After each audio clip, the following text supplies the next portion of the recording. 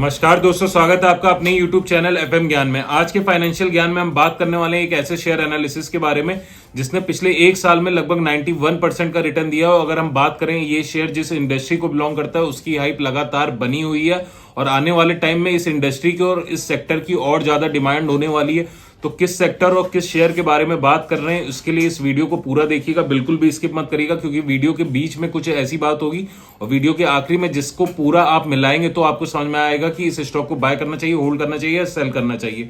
तो चलिए video start करते हैं। वीडियो स्टार्ट करूंगा मैं यहाँ पर स्टॉक मार्केट की एक फेमस कोट से, the stock market is filled with individuals who know the price of everything but value of nothing. यानी कि ये स्टॉक भी कुछ हद तक वैसा ही है कि यहाँ पर जो स्टॉक मार्केट पे ज्यादातर लोग होते हैं उनको प्राइस सभी चीज की पता होती है लेकिन वैल्यू नहीं पता होती। अभी जिस स्टॉक के बारे में हम बात कर रहे हैं उसकी प्राइस पे भी बताएंगे और वैल्यू क्यों नहीं पता होती है उसके बारे में भी बात करेंगे। तो वीडियो स्टार्ट करते हैं। और साथ ही साथ में हमने एक नया वीडियो बनाया है जिसमें हम ग्रो ऐप के थ्रू SIP का इन्वेस्टमेंट कर रहे हैं और 16 मंथ तक हमने 4000 पर मंथ हमने इन्वेस्ट करा है।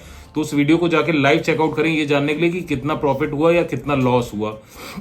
अब आ जाते हैं डायरेक्ट हम अपने शेयर एनालिसिस पे। तो जिस शेयर के बारे में हम बात कर रहे हैं उस कंपनी का नाम है केल्टन टेक और ये डील करती है AI यानी कि आर्टिफिशियल इंटेलिजेंस। और आपको ही पता है AI इस समय बहुत ज्यादा बूम पे और लगातार कंपनीज को बूम देखने को मिल रहा है AI सेक्टर में यहाँ पर कहीं ना कहीं।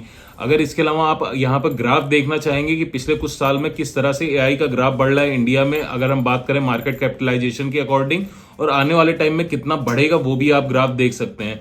अब बात करते हैं क्यों हम इस कंपनी के बारे में बात कर रहे हैं, क्योंकि AI के बारे में मैंने आपको ऑलरेडी बता दिया क्यों इंपॉर्टेंस है। केल्टन टेक के बारे में बात करें तो ये काफी अच्छा शेयर है जिसने एक साल में लगभग 91% का रिटर्न दिया। और यहाँ पर आप देख सकते हैं कुछ आर्टिकल्स इनकी वेबसाइट पे जाएंगे न्यूज अनाउंसमेंट में तो इनके फ्यूचर प्रोजेक्ट को भी लेके मिल जाएगा और बहुत सारी चीजें जो अवार्ड इन्होंने रिकॉग्नाइज करा है, जैसे Kellton emerges as leader in Zinnov Zones digital engineering and ER&D services rating 2023 again.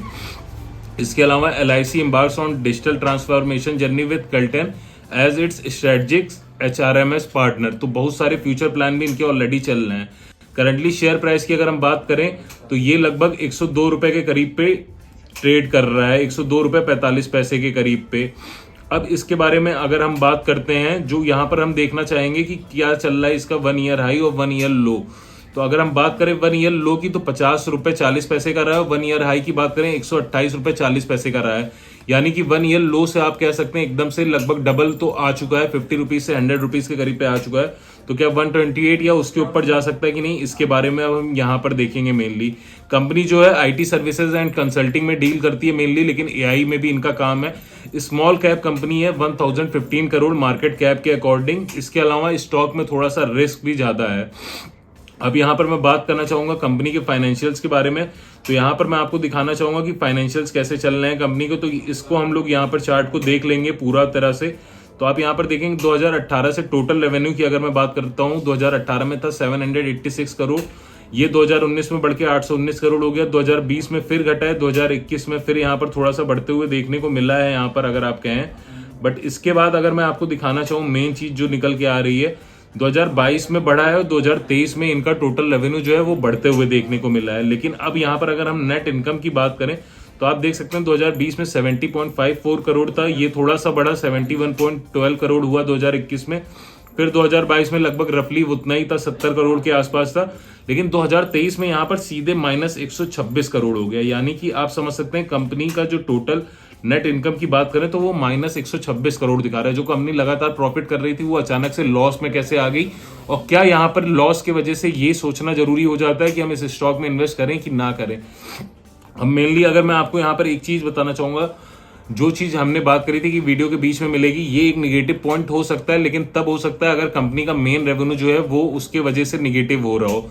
लेकिन इनकी अदर इनकम के वजह से यहाँ पर ये जो लॉस देखने को मिल रहा है वो अदर इनकम की वजह से है, ना कि कंपनी का जो मेन सेक्टर है जिस चीज में वो डील करते हैं, चाहे IT सर्विसेज हो गए, चाहे AI हो गए, चाहे कंसल्टिंग हो गई, उसके वजह से नहीं, ये अदर इनकम की वजह से, और वो भी सिर्फ 2023 के इस क्वार्टर में, इस वजह से यहाँ पर इनका टोटल इनकम जो है वो लॉस में देखने को मिला है। बाकी कंपनी के लेवल पे ऐसा कोई बहुत बड़ा लॉस की दिक्कत नहीं है, कोई बहुत बड़ी परेशानी वाली बात नहीं है। लेकिन यही चीज लोग देखते हैं और इसके वजह से डिसीजन ले लेते हैं और तुरंत निकल जाते हैं बिना यहाँ पर लर्निंग करे और बिना सोचे समझे कि वो ऐसा क्यों दिखा रहा है, लॉस है या प्रॉफिट है।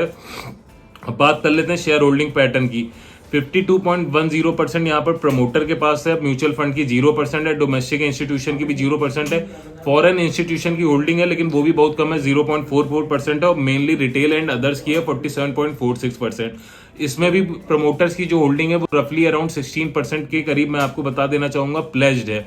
ये भी एक अपने आप में थोड़ा सा दिक्कत वाली बात है, लेकिन कोई बहुत बड़ी वाली बात नहीं है इन केस अगर वो प्रमोटर सेल आउट ना कर रहे हो। लेकिन यहाँ पर प्रमोटर को अपनी कंपनी पे भरोसा है, जैसा कि मैंने इनके प्रॉफिट और सारी चीज़ों को भी बताया है आपको।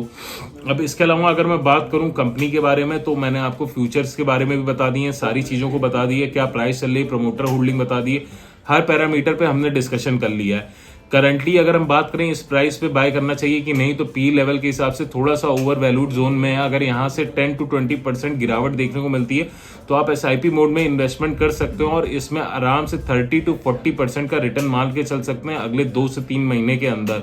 ये हमारी एडवाइस है, लेकिन बिना अपने फाइनेंशियल एडवाइजर से कंसल्ट करे हुए इन्वेस्टमेंट मत कीजिएगा, बिल्कुल ये मैं सलाह नहीं दूंगा। इसके अलावा अगर आपकी कोई क्वेरी है, कुछ पूछना आते हैं तो कमेंट करके जरूर बताइएगा। थैंक